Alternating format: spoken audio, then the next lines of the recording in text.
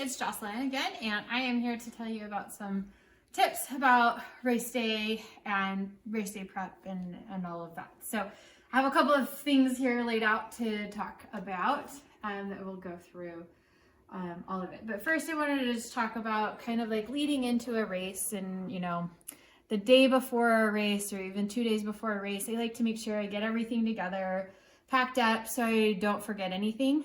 I generally have this bag that I use to pack everything up for every single race that I do.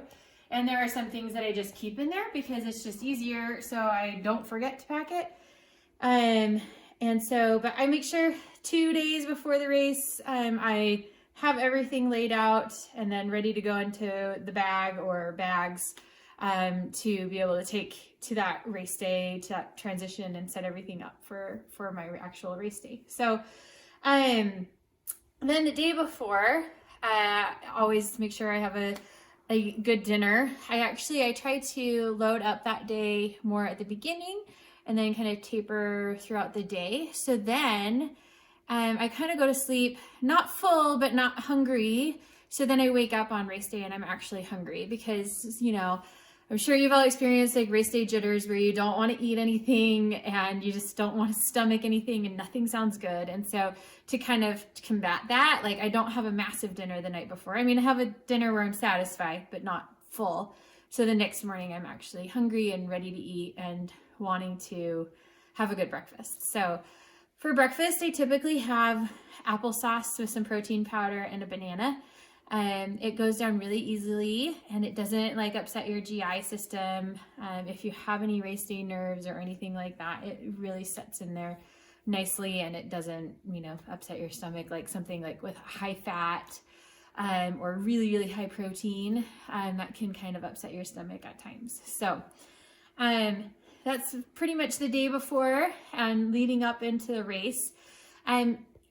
Also leading up into a race, I do like to visualize the race. And so I really like to immerse myself in that, both like all three disciplines, swim, bike, run.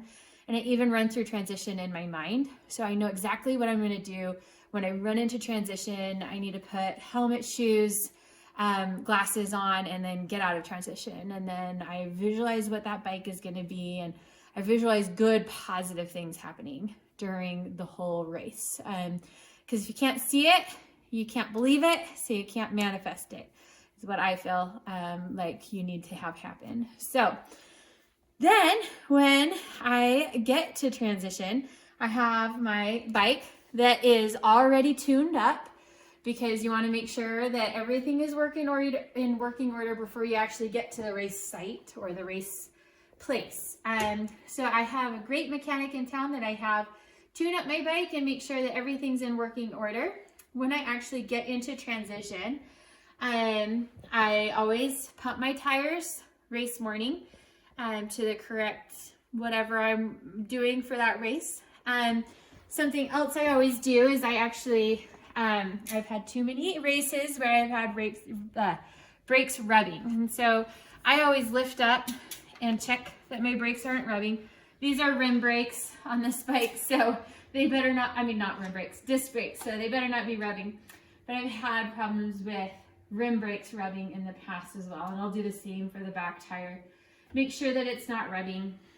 And I'll look at where transition is and where I have to exit transition, and I will see if it's gonna be a uphill, or if it's a downhill, or if it's flat.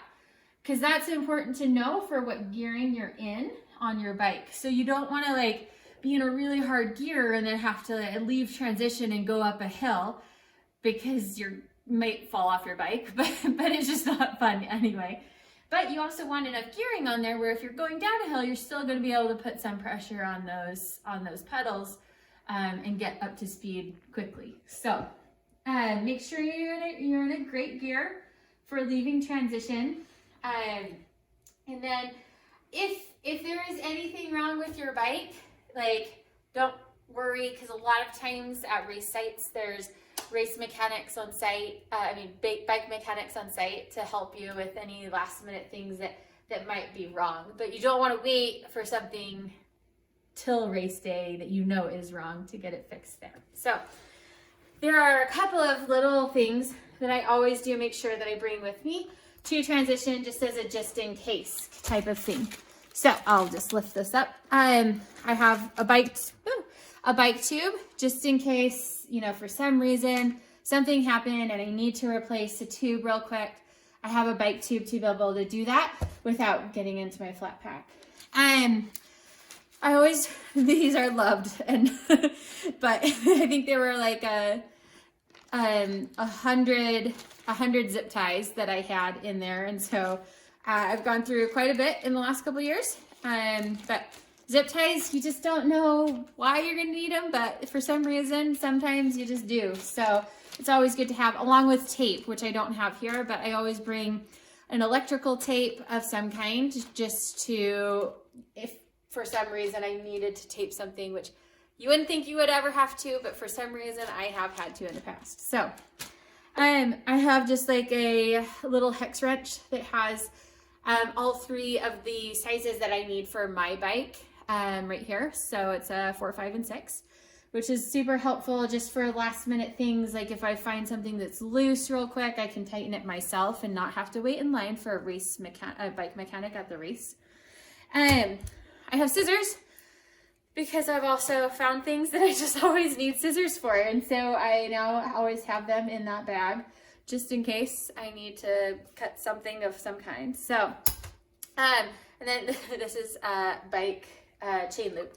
So I always bring this as well. I usually just make sure beforehand my chain is lubed and ready to go, but it's, you know, not ever a bad idea just to have it just in case for some reason. So, and the other thing is prior to the race is to make sure you charge all of your devices. So there would be nothing worse than showing up and, you know, you have your watch, but it's dead, or, you know, it doesn't have enough battery to last through your, however far your race is and stuff. So I have had to charge my bike in the car to the race site before. So try to make sure the day before that you actually do that, or 2 days before and stuff. But as backup for heart rate monitor and, you know, other devices, sometimes we'll take the 2032 little battery.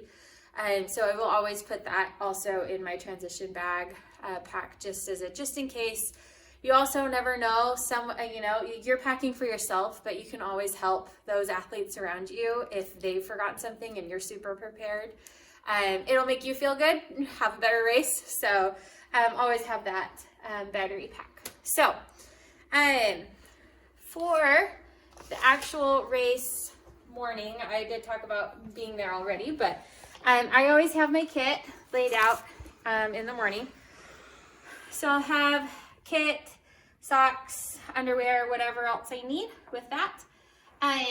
Before I even leave like my house or wherever I'm staying, I'll always put sunscreen on. Just because you want that base layer. Like if you happen to remember to put it on again at the race site, that's great, but I always put it on before I leave, just because then it's one less thing I have to think about. So nice sunscreen there. Always have all your swim stuff, whatever you need. Goggles, cap. I generally race with a wetsuit as well. So always have that ready to go in my bag. So, and then my devices to lay out or put on my bike. And I will always stick extra gels also in that bag. Gels and usually a bar or two, because there have been times that races have been delayed because of weather or any other things that can go wrong. And so you never want to be at a race site and be like, now it's like 2 hours later and I'm getting hungry again, and you know, what should I do? So having that quick fuel on hand is always a good idea, and has saved me a time or two. So shoes, always in transition. I always have them unlaced, unlike they are right now. So unlaced and ready to just slip on, or laced up and ready to slip on, however you feel like doing. I have my hat to lay out there in transition as well.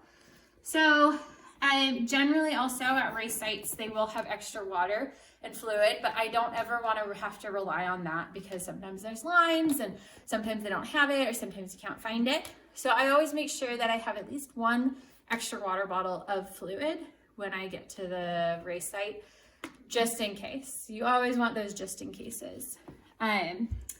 Helmet, it's like the most important safety part of your day. And it is important. And one of your rules, and one of my rules, as a professional athlete, to always have that on your helmet if you're touching the bike. So if you're on your bike or anything, if your leg is over your bike, your helmet must be on. Super important for safety, obviously. Make sure that it fits correctly on your head before you actually have it there to go race and everything. So, sunglasses, so that you have your sunglasses out there ready to go, don't hurt your eyes. And then race belt.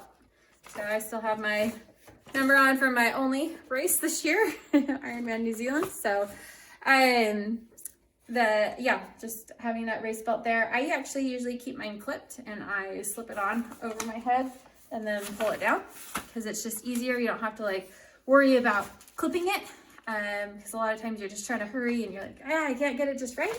So I have that all buckled so I don't have to worry about it. So last thing I have in that bag is a snack for after the race because I have been to many races. I have celiacs and I have to be dairy free, and so I have a lot of food allergies and whatnot. So I've been to many races where after the race you're just starving and the race doesn't have anything that I can actually eat. So it's always good to be prepared and bring your own food. Anything works. I always usually have a bar, usually an extra one from the morning where I didn't need it because I didn't get delayed or anything. So a banana and almond butter, like I showed you in the cooking video. That's one of my favorite snacks, is a banana with some almond butter in it. And whatever else I happen to have around the house that sounded good that morning to shove in the bag is what I'll bring. So let me just run through my list, make sure that so a couple other things is that, like when you get to the race site, make sure you know where where you come in from the swim to T1, where you're going to exit T1 on your bike, and then where you're coming in on your bike, and where you're leaving on the run, and then obviously the finish line celebration. So make sure you orient yourself and know where everything is. You can't know it well enough because you can't like overdo that, because you're in race mode when you're actually in the race, and you kind of like have that race brain sometimes that forgets everything and you don't know where you're supposed to go. So if you just nail it into your head before the actual race, it's the best thing that you can do.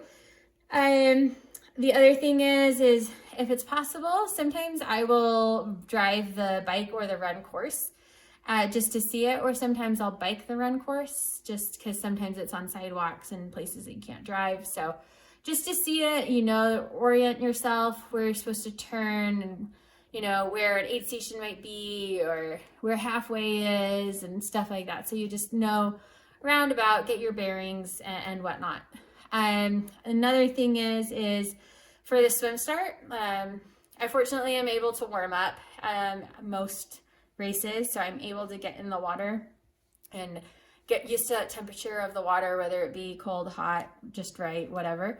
But a lot of times y'all aren't going to be able to, and so if it's cold water at all, it's really important to like kind of splash that water on your face so your body can get used to that temperature. So when you jump in and start, you're not sending your body into that shock. And then, I don't know if you've ever jumped into cold water and you have that like breath taking away and then like hyperventilating kind of feeling. It's never fun to start a race like that. So splashing that water on your face will help with that. And I've actually used some water that I've brought to races before to do that as well. If I'm not able to get into the water, and I'm not even able to get to the water to splash in my face, I'll use some water to just splash in my face beforehand. So, yeah, other than that, just, I think the most important thing with all of this also is to remember to have fun and smile. I think that when you're smiling, you're going to be doing better, you're going to be enjoying it more, and you're going to be having fun. So, super important. I mean, like that's like a big giveaway for me. If I'm having a good race, I have a smile on my face, and so it's just super important to enjoy this, because that's why we are doing this, is because we find fulfillment and enjoyment out of it. So just go out there and remember that's like the number one goal, is to have fun, and everything else is a bonus. So anyway, I look forward to meeting y'all later this week and talking more and doing some cool down and stretching and stuff like that we'll do for the workout later this week. So see you then.